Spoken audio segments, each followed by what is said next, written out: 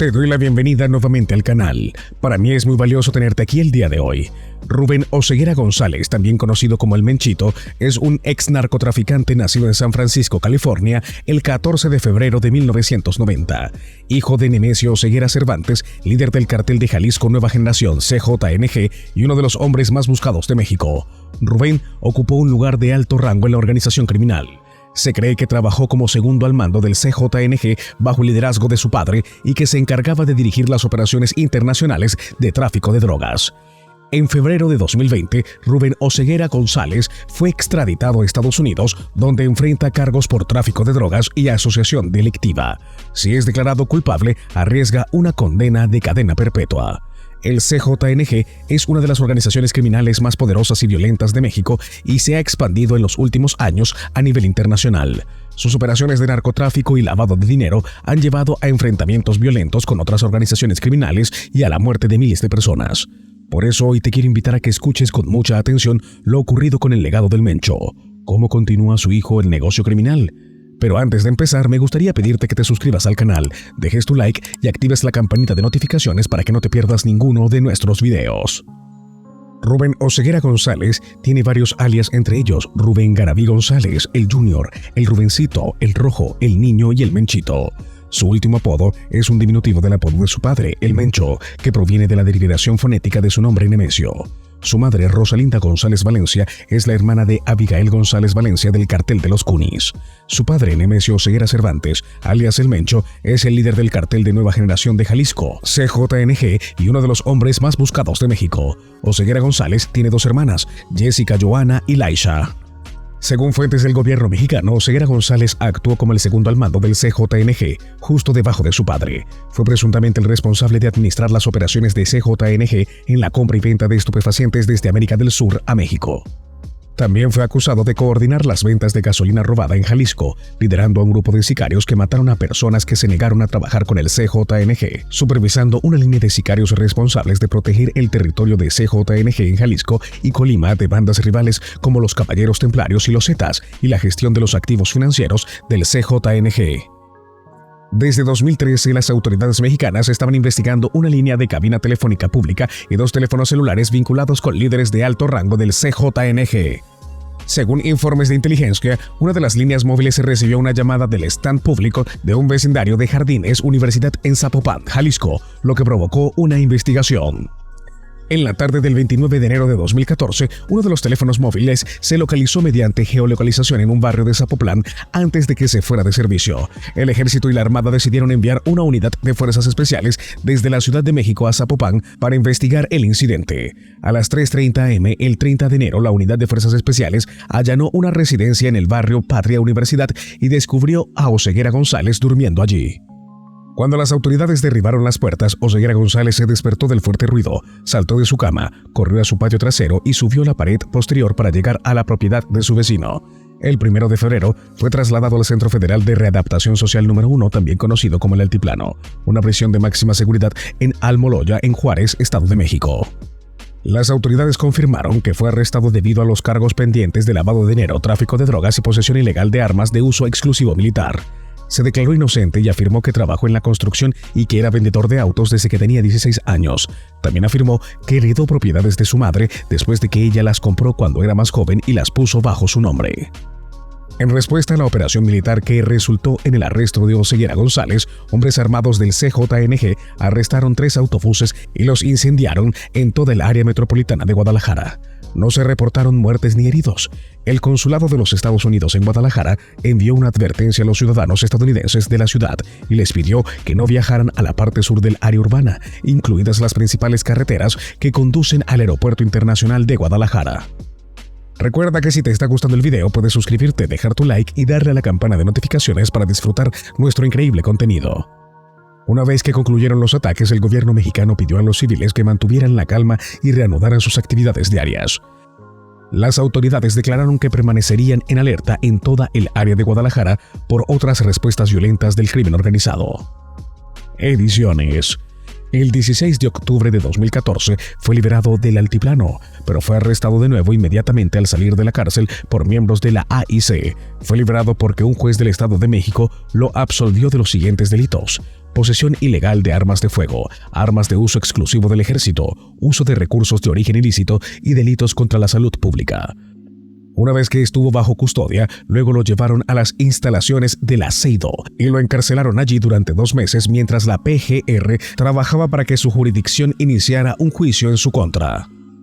El 26 de diciembre fue liberado nuevamente de la prisión, luego de que un juez concluyó que no había pruebas suficientes contra él por los cargos de narcotráfico, supervisión de las operaciones financieras del CJNG y líder de un grupo de sicarios. Arresto 2015. El 23 de junio de 2015 fue arrestado nuevamente por el ejército mexicano y la Policía Federal en el barrio de Lomas de Altimara en Zapopan, Jalisco, esta vez justo con su cuñado Julio Alberto Rodríguez Castillo. La operación duró unos 20 minutos y no hubo disparos. Los oficiales ingresaron al vecindario privado en varios vehículos alrededor de las 2:15 a.m. y sometió a la guardia de entrada. Según fuentes gubernamentales, Oseguera González intentaba mantener un perfil bajo y se había sometido a una cirugía de nariz para alterar su identidad. Viajó sin guardaespaldas para evitar atraer la atención de la policía. El gobierno confirmó oficialmente su identidad a través de pruebas de ADN y físicas y evidencia fotográfica.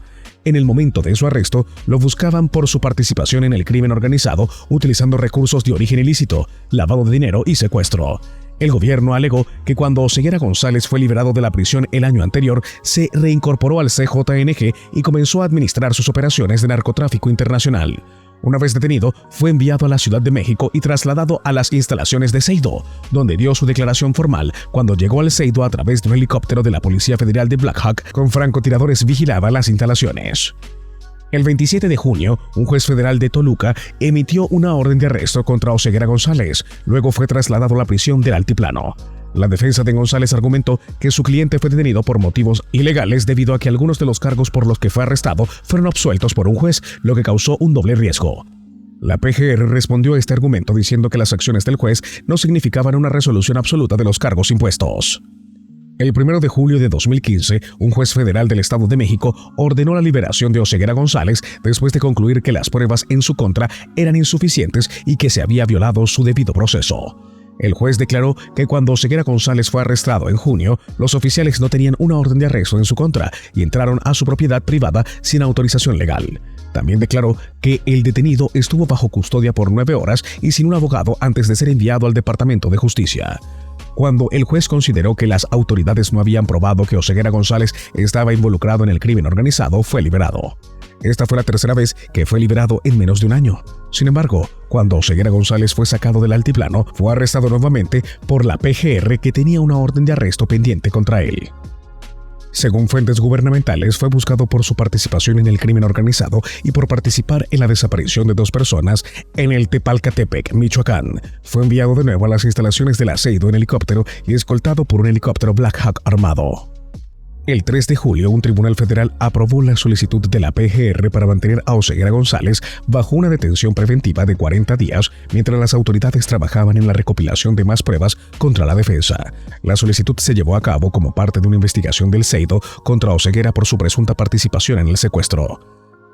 La defensa de González, sin embargo, respondió emitiendo un recurso de amparo con la esperanza de evitar que su cliente fuera detenido sin presentar cargos. Un juez rechazó la solicitud de la defensa de retirar la detención preventiva de su cliente el 16 de julio. Encarcelamiento y situación jurídica. El 28 de agosto de 2015, un tribunal federal emitió una orden de arresto contra Oseguera González y lo acusó de posesión ilegal de armas de fuego, usando municiones de uso militar exclusivo, teniendo 5 armas de uso exclusivo del ejército y la participación en el crimen organizado. En octubre, fue transferido del altiplano al Centro Federal de Readaptación Social número 3, también conocido como Noreste, en Matamoros, Tamaulipas. Emitió un recurso de amparo después de afirmar que sufrió malos tratos y torturas. Ese mismo mes, la PGR abrió otro caso y emitió otra orden de arresto para acusarlo por actuar como el segundo al mando del CJNG y ordenar homicidios contra miembros rivales de la droga. También declararon que eran responsables de coordinar los envíos internacionales de narcotráfico. Las pruebas presentadas ante el tribunal consistían en informes de inteligencia recopilados por agentes del orden público y abogados.